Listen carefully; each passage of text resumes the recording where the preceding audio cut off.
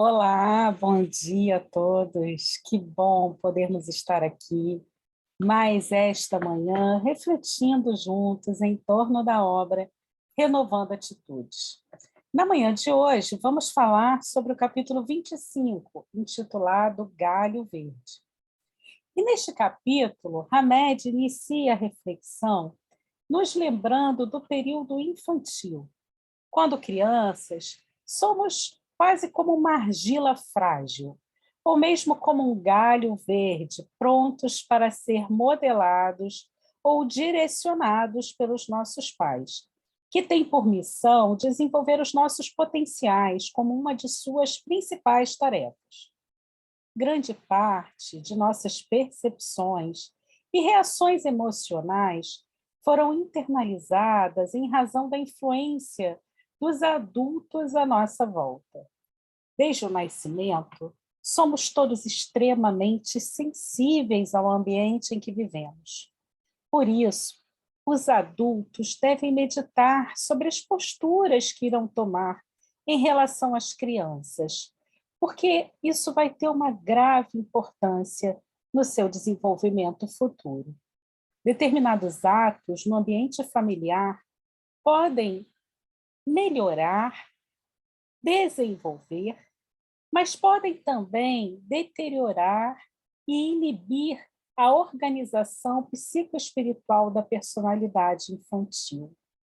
Um ponto básico da compreensão e aceitação dos conceitos de educação e profundidade é o fato de que as crianças, no início do seu desenvolvimento, são, de certo modo, forçadas a aceitar, né, as regras que os pais lhes impõem, que se esquecem muitas vezes, né, muitos pais esquecem que seus filhos, na verdade, não são livros em branco, mas são sim almas antigas que carregam consigo enorme bagagem de experiências no seu currículo espiritual.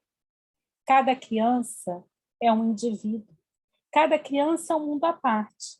Não dá para a gente seguir um manual. Eu até brinco que eu digo, gente, antes de ser mãe, eu era a melhor de todas as mães. Era tão bom quando eu era mãe na teoria, porque na teoria é tudo fácil, mas no dia a dia é que os desafios aparecem. Porque por mais que hoje a gente encontre uma vasta literatura focada em desenvolvimento, neurodesenvolvimento infantil, o que é uma regra, o que vale para uma criança, não vale necessariamente para todas as outras. Cada criança tem suas necessidades, suas peculiaridades, e isso precisa ser respeitado durante o processo do desenvolvimento infantil. Então, embora existam, né, algumas necessidades que sejam, sim, generalizadas para todas, a individualidade de cada ser deve ser respeitada. Porque os filhos, mesmo de uma só família, são diferentes entre si, até mesmo os gêmeos univitelinos. Impraticável tentar vestir mãos diferentes com a mesma luva, ou enquadrar todas as crianças no mesmo padrão educativo. E aí a gente encontra pessoas que dizem, mas você precisa colocar em escola montessoriana, escola Waldorf, escola tradicional. Cada criança é um mundo à parte, cada criança tem suas necessidades, para cada criança um modelo vai ser melhor. E cabe aos pais olhar para a sua criança e entender as necessidades daquela criança. A criança que tudo o que ela precisa é de acolhimento. A criança que muitas vezes precisa ser direcionada, incentivada, mas a verdade é que não se podem determinar modelos, receitas e atitudes que sejam fixas e rígidas. Aceita-se com flexibilidade que cada criança terá sua importância à medida em que desenvolve a sua personalidade. Todas as crianças gostam e necessitam de correr, de brincar, de estudar, de comer e de serem educadas convenientemente, mas cada uma tem as suas características peculiares. Tem uma que gosta mais de videogame, outra gosta mais de livros, uma gosta mais de fantasiar, né, do mundo imaginário, outra é muito prática e muito literal nas suas demandas. Cada criança é um mundo, cada criança é um indivíduo. Nós não vamos encontrá-las todas nos mesmos moldes ou figurinos. Um outro ponto importante que Hamed traz para nossa consideração é que, em muitas circunstâncias, as reações educativas dos pais não atendem às necessidades dos filhos, porém, às próprias necessidades. É muito comum que nós, como pais, quando olhamos, né, para um determinado comportamento do nosso filho, ao invés da gente tentar interpretar a razão daquele comportamento infantil sob a ótica da criança, a gente analisa aquele comportamento sobre o nosso ponto de vista. E isso muitas vezes é equivocado e nos faz ter interpretações erradas daquilo que está acontecendo. Isso é interessante porque muitas vezes um determinado comportamento da criança não é necessariamente aquilo que a gente acha que é. Por exemplo, às vezes você tem uma criança que chega para outra e bate assim. E aí você já fala, meu Deus, ela está batendo. Mas às vezes aquilo ali é a forma dela dizer oi. Muitas vezes ela não sabe dizer oi, mas ali, ó, ela está dá um tapinha, ela está aprendendo, ela está se comunicando. Então, a gente tem que olhar os antecedentes dos comportamentos da criança, perceber o que está gerando aquele comportamento na criança e o que a criança está querendo dizer com aquele determinado comportamento, antes de sairmos interpretando ou analisando o comportamento infantil sobre a nossa própria ótica. Inconscientemente, muitos pais tentam educar as crianças através das projeções de seus próprios conflitos, frustrações, problemas pessoais, nunca atingindo uma dinâmica profunda e direcionada àquelas que são as reais necessidades dos filhos. Tem pais que têm tanto medo do que a sociedade vai achar, do que as pessoas vão achar. Tem pai que o filho vem, às vezes, chorando e fala, engole o choro. E aí cria uma criança que muitas vezes vai se sentir inibida de demonstrar seus sentimentos diante da vida, que vai se sentir insegura quando precisar manifestar fragilidade. Ou muitos pais que dizem, não, você tem que fazer tudo certo e pune, castiga o tempo todo, não permitindo que a criança vivencie experiências que serão importantes para que ela aprenda que ela vai errar e vai acertar. Então, é claro e evidente que a gente tem que estar ali para educar, para mostrar o caminho correto para a criança. Mas a gente pode fazer isso através de uma prática de reforço positivo, reforçando as qualidades, reforçando aquilo que já é positivo na criança, estimulando para que esses pontos positivos eles estejam em maior proporção sempre, e trabalhando de forma a ignorar ou então moldar e trabalhar junto com a criança para que os pontos negativos sejam minimizados, mas mostrando à criança o tempo todo que sentimentos ruins vão acontecer, que vai ter momento em que ela vai errar, mas que nós também adultos erramos e que a gente depois tenta acertar. E isso gera, né, na criança maior confiança diante da vida e maior confiança até mesmo com seus próprios pais e transforma essas crianças em adultos com maior equilíbrio emocional para enfrentar os desafios da vida, sem tanta necessidade de cobrança, de punição, de culpa, por não serem, né, aqueles seres perfeitos tão esperados pela sociedade, que não é perfeita, mas que cobra isso do universo infantil. Nós, muitas vezes, né, temos muito mais imperfeições, mas a gente cobra isso dos nossos filhos.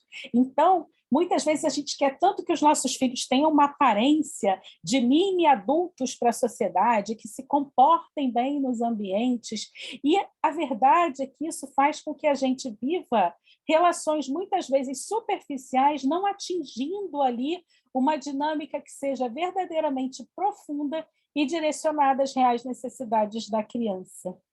Certos adultos vivem as suas dificuldades interiores na própria vida da criança, tentando resolver os seus problemas nos problemas infantis, sentindo-se muitas vezes destroçados ou vitoriosos conforme as derrotas ou os triunfos dos filhos, imputando a esses filhos uma enorme responsabilidade diante da vida.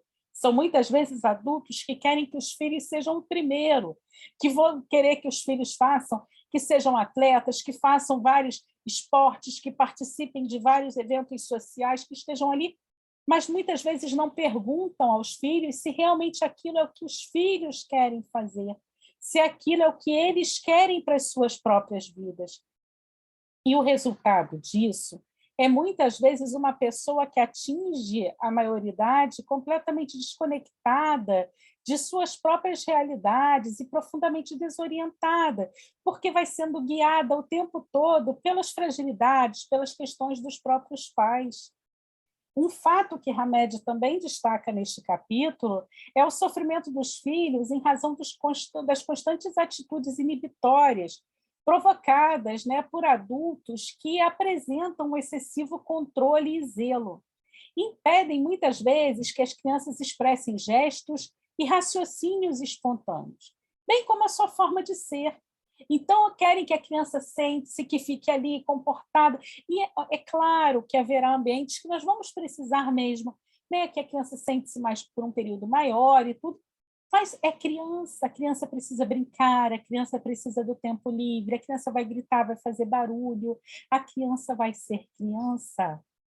E muitos adultos desencorajam essas crianças a promoverem as suas ideias inatas, desestimulam as crianças das suas vocações naturais, alteram-lhes as suas atividades para as quais teriam toda uma habilidade instintiva e faculdades mesmo apropriadas, e impedem o desenvolvimento da sua própria índole, prejudicando-as.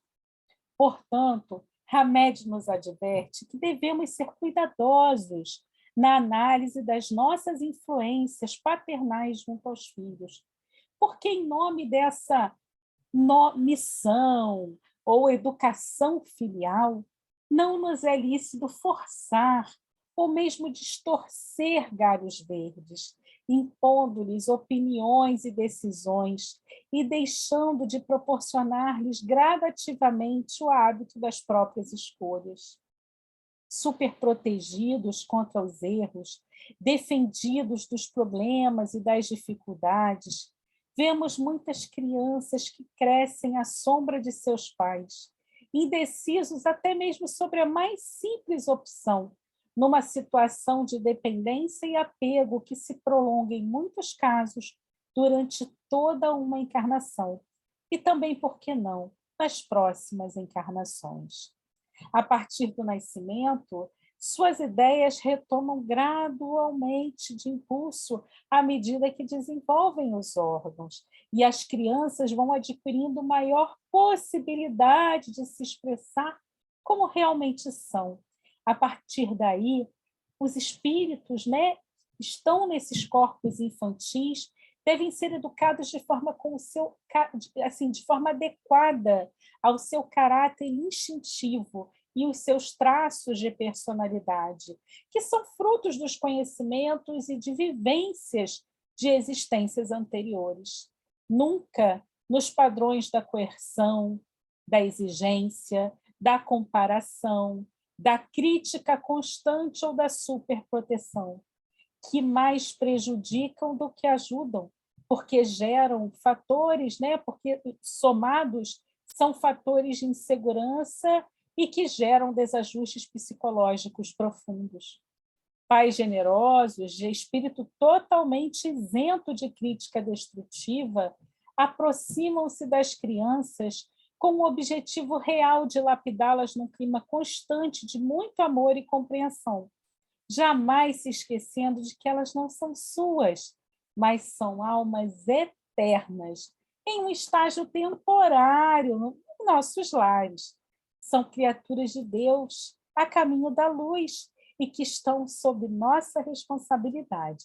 E, por isso, nós devemos ter cuidado para que possamos oferecer a esse espírito infantil, né, que está ali, segurança nas suas escolhas, nas suas decisões, para que se torne, né, aquele adulto nesta existência, capaz de realizar escolhas com segurança, com equilíbrio, com serenidade, né, com lucidez diante da vida.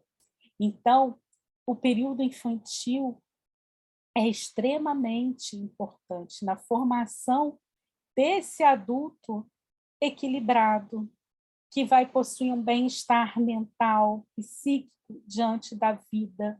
E, então, como pais, nós precisamos nos policiar para que possamos ser capazes de olhar para aquela criança, não como uma folha em branco que nós vamos moldar, baseado em nossos caprichos, em nossas ideias, em nossa leitura de mundo, que muitas vezes é equivocada, mas que nós possamos olhar como aqueles espíritos que vêm trazendo uma bagagem pregressa e que precisam do nosso amor, da nossa orientação, do nosso acolhimento, do nosso direcionamento, de acordo com as suas capacidades e necessidades. Que possamos estar atentos às reais necessidades das crianças que são colocadas sob nossa responsabilidade e não apenas buscar, né, fazer por elas aquilo que o mundo exige de nós. Que possamos fazer por elas aquilo que realmente é necessário e que elas precisam. Muita paz para todo mundo. Que Deus nos abençoe. É muito bom estar aqui com vocês, refletindo mais um dia em torno da obra Renovando Atitudes.